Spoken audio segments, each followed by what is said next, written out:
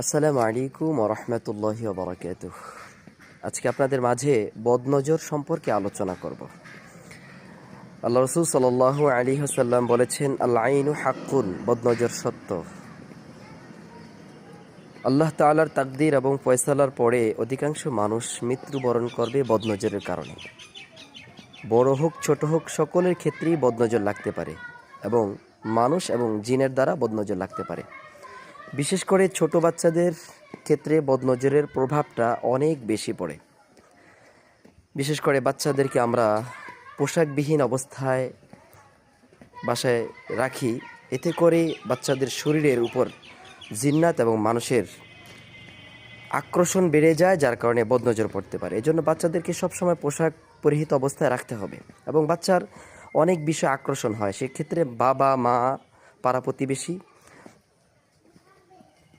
যাদেরই আকর্ষণ লাগবে তাদেরই বদনজর লাগতে পারে। সেক্ষেত্রে বাবা মা হোক অথবা পাড়া প্রতিবেশী হোক। এজন্য বাচ্চার কোনো বিষয় যদি আপনাদের আকর্ষণ লেগে যায়, সাথে সাথে মাশাআল্লাহ বলুন।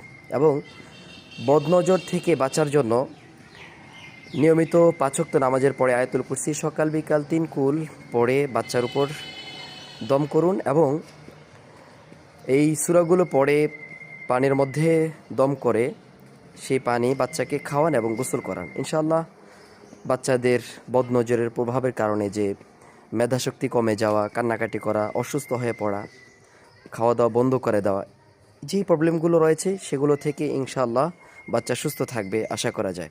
সুতরাং এভাবে করলে আশা করা যায় বাচ্চার উপর বদনজরের প্রভাব আর পড়বে না। ভালো লাগলে সবাই ভিডিওটি শেয়ার করুন। আসসালামু আলাইকুম।